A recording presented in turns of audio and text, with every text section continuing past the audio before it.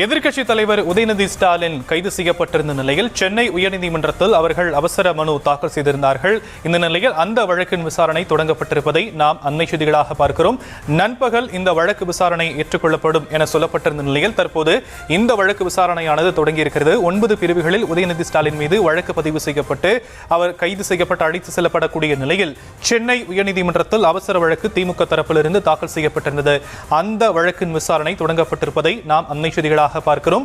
முன்ஜாமீன் பெறுவதற்கான இந்த ஒரு விசாரணை தொடங்கியிருப்பதாக சொல்லப்படக்கூடிய நிலையில் போலீஸ் ஜாமீனில் அவர் விடுவிக்கப்படுவாரா என்ற கேள்வியும் தற்போது எழுந்திருக்கிறது. இந்த நிலையில் உதயநிதி வழக்கு தொடர்பான விசாரணை சென்னை உயர்நீதிமன்றத்தில் தற்போது தொடங்கியிருக்கிறது. உதயநிதி காலை நீலாங்கரை இல்லத்தில் கைது செய்யப்பட்டு தற்போது திண்டிவனம் உலக்கூர் காவல் நிலையத்தில் அவருடைய வாகனம் நிறுத்தப்பட்டு அங்கிருந்து இன்னும் சற்று நேரத்தில் தஞ்சாவூர் நோக்கி அவர் புறப்பட இருக்கிறார். இந்த ஒரு நிலையில் சென்னை உயர்நீதிமன்றத்தில் இந்த வழக்கு விசாரணை தொடங்கியிருக்கிறது. போலீஸ் ஜாமீனில் அவர் விடுவிக்கப்படுவாரா என்ற கேள்வி எழுந்திருக்கக்கூடிய ஒரு சூழல்ல இது பற்றிய விவரங்களை நம்முடைய செய்தியாளர் மதியழகன் வழங்க நாம் கேட்கலாம். மதியழகன், இந்த வழக்கு விசாரணை தொடங்கியிருக்கு. என்னென்ன வாதங்கள் பிரதிவாதங்கள் முன்வைக்கப்பட்டு வருது? இப்போ எதிர்கட்சி தலைவர் உதயநிதி ஸ்டாலின் கைது செய்யப்பட்ட நிலையில் அது தொடர்பான வழக்கு அவசர வழக்காக நீதிபதி ஜி.கே. இளந்திரையின் முன்பு சிறிது நேரத்திற்கு முன்பு தொடங்கியது. வழக்கு விசாரணை தொடங்கியதும் போலீஸ் சார்பில் ஆஜரான தமிழ்நாடு அரசின் தலைமை குற்றவியல் வழக்கறிஞர் ஆர். ஜான் சத்தியன் தற்பொழுது எதிர்கட்சி தலைவர் உதயநிதி ஸ்டாலின் நேற்றைய தினம் தொடர்பாக கைது செய்யப்பட்டு இருப்பதாக தெரிவித்தார். விசாரணைக்காக உதயநிதி ஸ்டாலின் அவர்கள் தஞ்சாவூர் அழைத்து செல்லப்படுவதாகவும் விசாரணைக்கு பின்னர் அவர் விடுவிக்கப்படுவார் என்று அரசு தலைமை குற்றவியல் வழக்கறிஞர் ஆர். ஜான் சத்தியன் தெரிவித்திருக்கிறார்.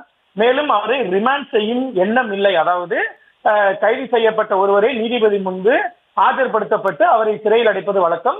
அதுபோன்று நீதிமன்ற காவலில் அடைப்பதற்கு தாங்கள் எந்த முடிவும் இல்லை, அதே போல அவரை ரிமாண்ட் செய்யும் எண்ணமும் தங்களுக்கு இல்லை என்று அவர் குறிப்பிட்டிருக்கிறார். மேலும் விசாரணைக்கு பின்னர் அவர் விடுவிக்கப்படுவார் என்று அரசு தலைமை குற்றவியல் வழக்கறிஞர் தெரிவித்தார். இதனை ஏற்றுக்கொண்ட நீதிபதி ஜி.கே. இளந்திரையன் அவர்கள் விசாரணைக்கு பின்பு இன்றைய தினமே உதயநிதி ஸ்டாலின் அவர்களை விடுவிக்க வேண்டும் என்று உத்தரவு பிறப்பித்திருக்கிறார்.